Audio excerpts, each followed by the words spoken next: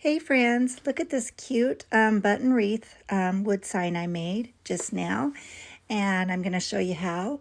It's made out of really cool buttons, so let's get started, okay? So I have a piece of scrap wood that I just had in my garage. It's a 2x6, I believe, and I cut it, or my husband cut it about 8 inches, I think it is. 7 or 8, because I know I had him cut both those sizes. I think this might be more like 7 inches. So I'm just using white acrylic paint. I'm using the Hobby Lobby brand, the Crafters paint. And I'm just painting the front, back, and the sides. I'm not doing the bottom. And I will actually do 2 coats on the top, the front part that we will be decorating, and then a little bit on the sides as well, a little extra, just to give it a little bit better coverage. But it's a really rough piece of wood, lots of holes, lots of chipped off pieces and things like that, which I like, and we're going with it. So I'm drying it, and then I gave it another second coat. So now I'm gonna use my mini sander and just really rough it up a little more and distress those edges in a few different spots, and then I will wipe it off. And I've got this new desktop vacuum cleaner. I love it. This has been a game changer for me. It gets all my sawdust, all my paint particles, and little pieces of threads and stuff. So anyway, I'm using Kiehl's Dark Sealing Wax, and I'm just using a little foam dauber that I use for this. And I'm just kind of dotting it here and there all over the edges and a little bit on top. And then I will get a baby wipe and wipe it and smooth it, blend it.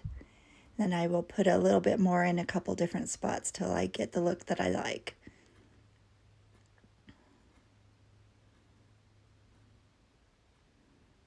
I love this Kiehl's Dark Sealing Wax. Just really makes everything look more rustic and weathered and old. Now this is the new package of buttons I got on Amazon, and there's 200, and they are so unique. There's all different kinds of sizes, as you can see, and different styles, and I just had fun with this. So I'm just going to I'm using more of the larger ones to begin with, just kind of forming my circle, kind of deciding where I want the larger ones, and I'll glue those on, and then I will start working around those and do some medium-sized ones, and then gradually get littler to fill in spots and holes. But you can see there's all different kinds of, like one button on the top there is a little ring, and it just is so cute. Just using regular hot glue, just gluing those on, forming my somewhat of a circle.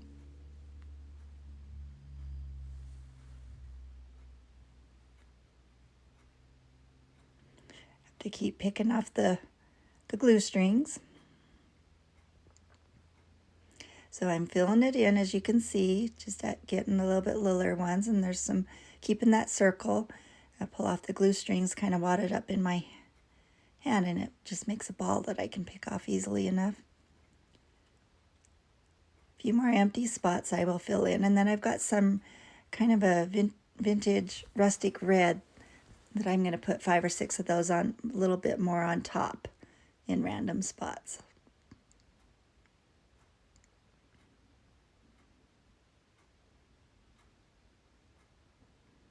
I've seen a lot of crafters do these button wreaths, and they all turn out just so unique, and so many different ideas, so many different clever ways to do various crafts. Just kind of layering them in spots.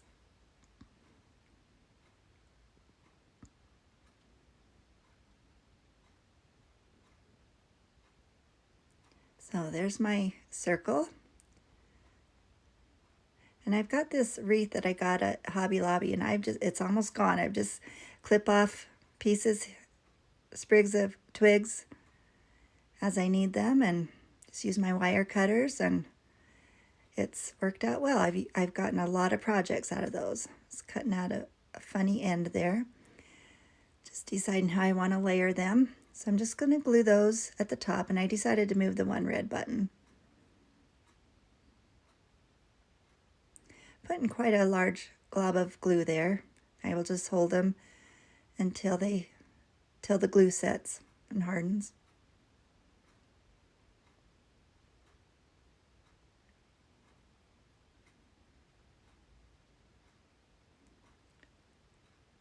I'm just going to use my desktop vacuum cleaner again.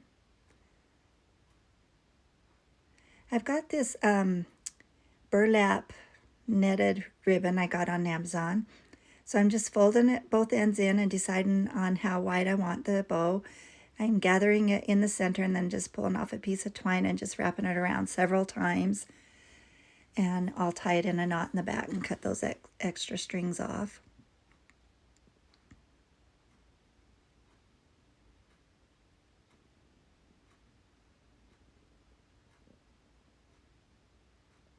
I thought this turned out really cute. I'm trying to decide where I want to lay it and what tag I want to use and if I want more twine. So I have these tags that I made beforehand, and I have had some rub-on transfers with Christmas phrases that I got on Amazon. And what I did is I used some craft cardstock and I put a layer of Mod Podge on it first and dried it. Then I put my rub-on transfers, and that way they were able to peel off without just tearing my cardstock. And it worked out really well. And then I just formed them in some cute different various tag sizes. So I used my Tim Holtz Distress ink and really distress the edges. Now I'm just putting some twine in. And I'm just deciding how I want it to lay and how low. I'm just going to glue that end of that twine on there in between the two things of twine. And now I'm taking my thin twine again, and I kept having it fall off, but I'm spreading out my fingers kind of far, not super far, but a little bit, as you can see, and wrapping it around my fingers a few times, and then just kind of gathering them in the center and cutting those tails. And I didn't wrap it around. I probably should have, because it still would have been easier, but I knew the glue was still kind of wet there, so I could just set it down as is, but it still moved a little bit. But it was able to hold enough while I put another dab of glue. And now I'm going to put that burlap netting bow on top. Just kind of spreading out those twine loops. And I kind of wish they were even wider. I wish I would have spread my fingers out even wider. That way they would have showed a little bit more underneath that bow. But I'm just finishing it off with another one of those red buttons in the center of that bow, and then I'm just going to put a little dab of glue underneath so it'll hold that tag right where I want it to hang. And that is it for this project. I'm super happy with it. I hope this inspires you to make something similar. Please like and subscribe to my channel, and thanks for watching. You have a whimsical day.